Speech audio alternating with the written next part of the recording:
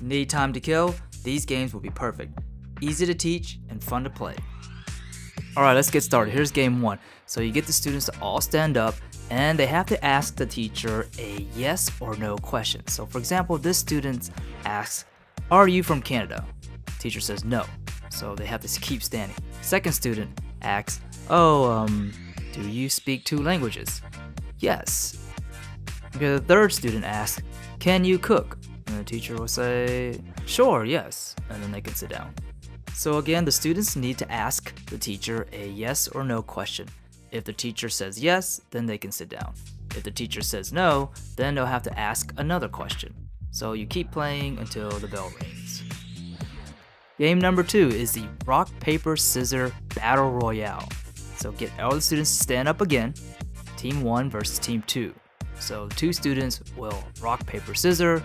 Whoever loses will sit down. And then they go against the subsequent student. Rock, paper, scissors. Whoever loses, sit down. So you go one by one until an entire team sits down, they'll lose. If there is an odd number of players, then one of the students can play twice. For game number 3, we're going camping. So again, students will stand up. This time, you as a teacher will come up with a secret category.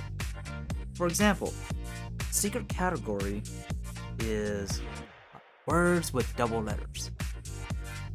Randomly, the students will start to ask, "Can I bring blank with me?" If they get it right, they can sit down, but they can't reveal the secret category. The other students that are still standing just needs to keep guessing until they can figure it out. Let's do an example.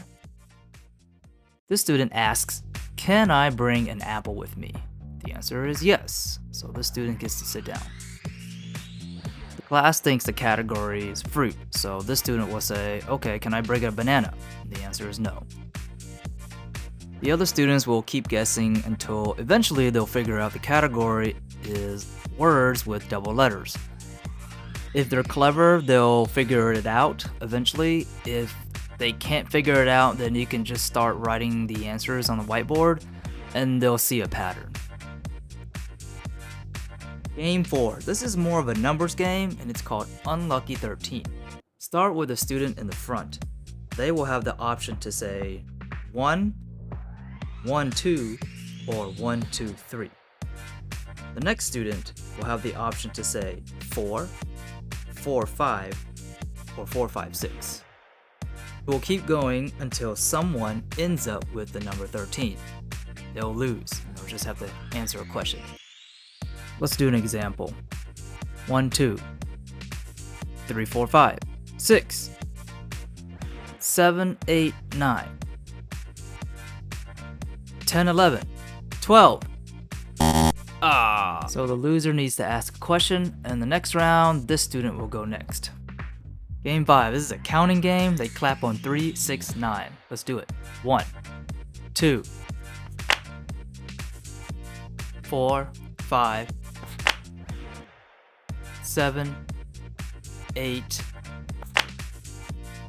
You keep going until a student loses count, or they say the number 3, 6, 9 instead of clapping. Also, a reminder, after explaining the rules on the whiteboard, erase all the numbers or the students will just read off the numbers and cheat. Have fun.